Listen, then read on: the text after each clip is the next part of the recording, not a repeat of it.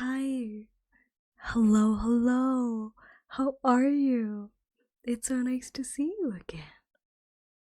My name is Eula, and welcome back to my channel. Today I would like to once again give you a little biology lesson. And the topic for today's lesson is the largest organ in your entire body, and that organ is the skin.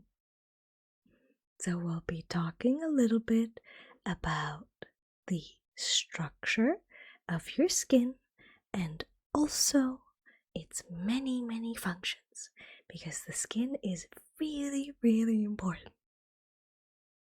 And of course, at the very end, we'll do a teeny tiny quiz once again for you to test your knowledge if you want to. As always, you are not required at all to learn if you don't want to. If you just want to listen, that is also perfectly fine. So, first things first, your skin alongside your hair, your nails, your oil, and your sweat glands is part of a system called the integumentary system. And integumentary system is just a fancy way of saying that this is your body's outmost layer. Now, this outmost layer is made up of water and fat and minerals and many other things, and its primary function, I guess the most important one for the skin, is to protect you from the outside. So from germs and the elements like the sun or rain or other things. Now, of course, that in part is because the skin is a physical barrier, because it is not something that lets anything through, usually under normal circumstances, because it is very dense. But also something else that plays a very vital role in keeping out pathogens is the little cosmos of microorganisms that naturally live on your skin. And we have many of those. We have literal billions upon billions of bacteria and other microorganisms on our skin. And they live there, of course, they do their own thing, but they also, like I said, serve as protection against pathogens, so bacteria that may make you sick, and other little things that can make you sick, like viruses and fungi, but primarily they protect you from other bacteria, because of course, on the one hand, this is another physical barrier, because there's so many bacteria that there's no space for others to live there. And of course, the bacteria living on your skin do also protect from outside bacteria chemically by releasing substances and the like. So that is one main function of the skin, to protect you from the outside. Now, this is not the only function of your skin. Your skin is also responsible for one of your 5 senses, which is touch, of course, because it contains many nerves that allow you to feel different sensations such as touch, but also cold and hot. So it is not just responsible for touch, but also for your body heat regulation. Your skin can be divided into 3 layers: the epidermis, the dermis, and the hypodermis. And all 3 layers have a different structure and also different functions. And of course, we'll cover all 3 of them.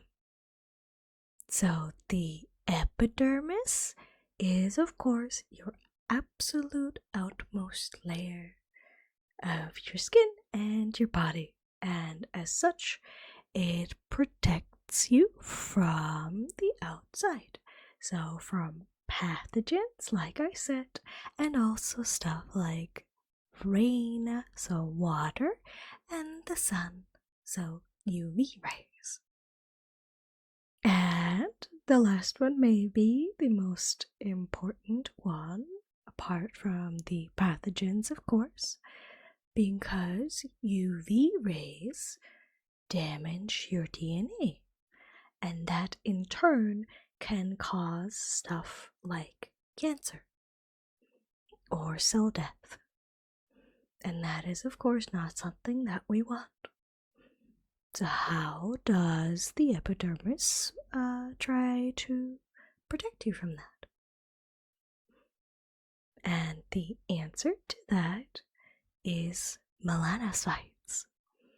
Melanocytes produce melanin, and melanin, apart from making your skin a little darker, also protects from UV rays. So this is how your body, your skin, protects itself against the sun. Now, there's also other cells that are very special that have an important function, and they are called Langerhans cells. They are part of your immune system. So your skin also works together with your immune system to protect you. And lastly, maybe a little fun fact. Your epidermis constantly produces new cells, which means that after about 30 days, your epidermis is completely renewed. So every month, basically, you'll have new skin. Your second layer, the dermis, is actually the thickest part of your skin. It takes up about 70-ish% of it. And as such, I'm sure you can imagine, it covers a good chunk of the functions of your skin, because there's a lot of space. So one thing this dermis has is collagen and also elastin, which are proteins. And this collagen protein keeps your skin strong and firm. And the elastin, which I'm sure you can figure by its name, in turn keeps your skin elastic and flexible. So when you stretch your skin through movement or other things, it is able to go back to its original shape thanks to this elastin. The dermis is also where all of your nerves and blood vessels are. So of course, the blood vessels deliver all the nutrients that your skin needs to the dermis and the epidermis, and your nerves are responsible for you to feel sensations. So this is where your ability to feel stuff, your sense of touch, comes from. And of course, again, hot and cold, so temperature as well. And speaking of temperature, this part of your skin also contains sweat and oil glands. Oil glands sort of help moisturize your skin, I suppose, because the oil stops your skin from drying out, and additionally, it also serves to protect your skin from water. When you are, for example, swimming, or maybe being rained on, because of course oil and water don't mix. And the sweat glands, of course, secrete sweat, which is very important for temperature regulation, because the sweat helps you cool down. So, the nerves that can sense temperature work together with the sweat glands and other things, of course, as well. Like, for example, if you are hot, your blood vessels may expand to allow heat to travel from there to your skin and to the outside. And lastly, the dermis also has hair follicles, or rather the roots of hair follicles. So that's where your hair starts to grow from. And the hair, of course, is also responsible for helping with temperature regulation. At least originally, that's what it was used for. Because in creatures with more hair, so fur, it is actually quite an efficient way to help you cool down. And of course, also keep you warm, depending on how the hairs stand. Lastly, we have the hypodermis. And the hypodermis contains a lot of fat. And this fat serves as protection. Protection from forces, so if you get injured, but also from the cold, of course, because fat helps you keep warm. And additionally, it is also connected to your muscles and your bones via connective tissue. And of course, the nerves and blood vessels from your dermis do have to come from somewhere, and they further extend and are larger in the hypodermis, of course. And then, of course, they lead into the rest of your body. So that is all of the functions and layers of your skin. And now, I would like to do a teeny tiny quiz to test you, if you want to, of course. And the first question that I have for you is, how does your skin protect you against the sun?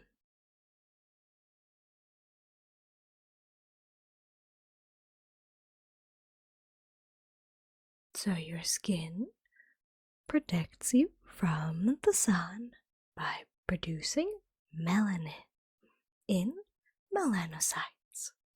And this melanin protects you from UV rays from the sun, which in turn protects your DNA from damage.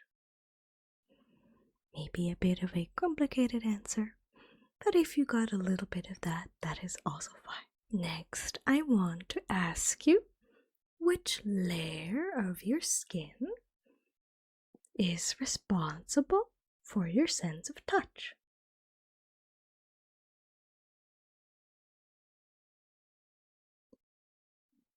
So the layer of your skin that is responsible for the feeling of touch is the dermis, because that's where the nerves are. And lastly, I suppose, let me ask you, how does the hypodermis protect you from injuries?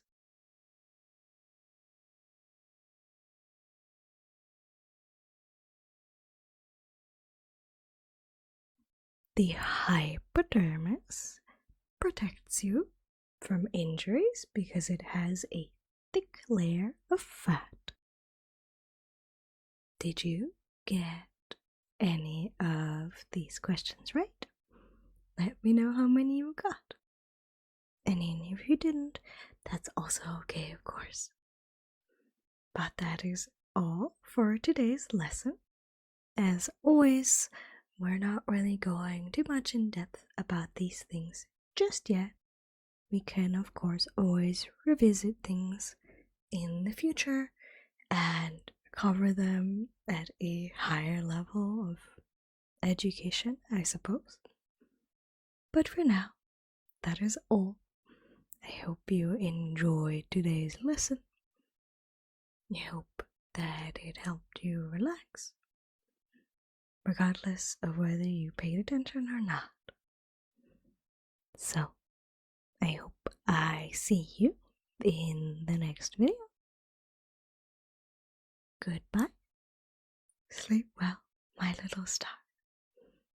Bye bye.